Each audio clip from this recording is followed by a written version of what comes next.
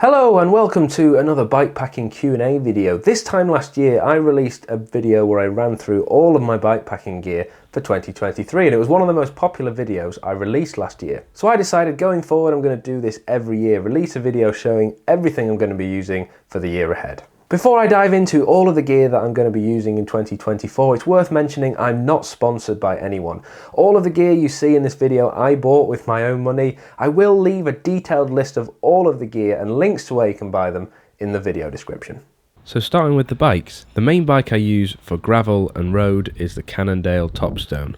I've had this for several years now, but it has been absolutely fantastic and it's still going strong. I take it all over the world and it pretty much ticks all boxes for me. And this year I finally said goodbye to my beloved charge cooker and I've upgraded to a Sonder Frontier. I went for this bike because it rectified a few annoying issues I had with the charge cooker. I can carry more stuff, it's more comfortable and it's more robust. For my rear bag I use a Topeak MTX trunk bag. Now people sometimes ask why I use panniers and the real reason is because I carry loads of filming equipment and they store loads of stuff. You can also fold the panniers up to turn it into a box, just like this on the front of this bike. I also use a Topeak Frontloader, which is a roll-up bag to hold all my sleeping equipment, and a Topeak Toploader which sits on top of the top tube for storing essentials and things that I can grab easily. This year I've moved towards a frame bag, so I've got an Alpkit Stingray, which is a custom frame bag for the Frontier, and I've also gone for some fork mounts which I've never used before. These are Alpkit Betongas bags that sit on there. I'm still using my beloved Nemo Hornet one-person tent. It's such a fantastic tent, I've used it all over the world, really lightweight and really easy to set up. I have, however, decided to look at another Nemo tent and see how this one goes. This is the Nemo Dragonfly bikepacking one-person tent, which fits down even smaller into my roll-up bag.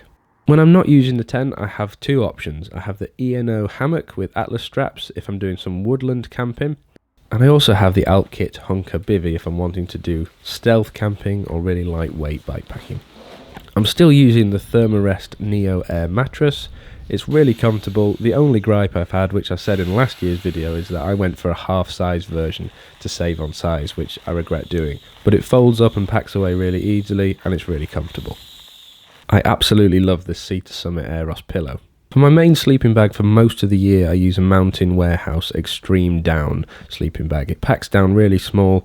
The only time I don't use this is if it's deep winter. For that, I use a North Face Inferno Arctic sleeping bag. It's so warm and it's rated down to -40 degrees, so you'll never get cold. To store this sleeping bag when I'm riding, I use a Sea to Summit Big River 65 litre dry bag.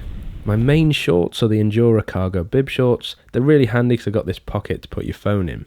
When I'm not wearing those, I wear Endura Humvee MTB shorts, and for my base layers, I use an Alpkit Kepler Merino base layer. I love merino wool, so if I'm not wearing a base layer, I will wear this DHB merino wool jersey. My go-to jacket is this Pearson Down bikepacking jacket. It's really warm and comfortable and packs down small, so you can put it in your bikepacking bag if you're not using it. I've used this all over the world, from Iceland to California, and every time I take it, I'm always glad I do. It's so comfortable. For the in-between seasons, I use an Endura Roubaix fleece jersey. I also carry loads of spare base layers like this Under Armour one. My shoes are Giro Empire VR90 mountain bike shoes. I love laced shoes, but this year I'm going to try something different as well. These are the Quoc Grand Tourer shoes. For my helmet, I use a POC Omni Air Spin with the orange band there, and I'm trialling a new POC Ventral Air helmet as well for this year. I've used these Oakley Jawbreakers for many years now, but they are starting to show their age a little bit, so I decided to get some new Oakley Sutro Customs. I liked the white frame. I thought I'd try something different for this year. These Altura woolen track mitts are so comfortable and they're also really breathable during hot rides. When I'm camping, I'll use the North Face fleece joggers. They pack down really small and they're really warm. I also always carry a fleece like this North Face one. I found over the years that these Decathlon pumps are really handy. They're so cheap and they pack down super flat to put in your bag. But when it's really cold outside, I'll pack my North Face Mules. They're basically insulated shoes, really warm, and no matter what the conditions, they keep my feet toasty. These Smartwool Hiking socks are my go-to cycling socks. And if I want to keep my feet toasty inside the tent, I have these Alpkit Refugio slippers.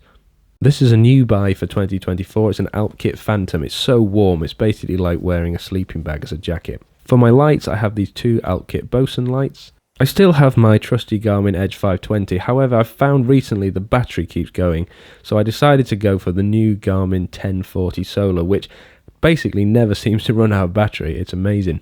I use this Anker 20,000 mAh battery pack to power my electronics.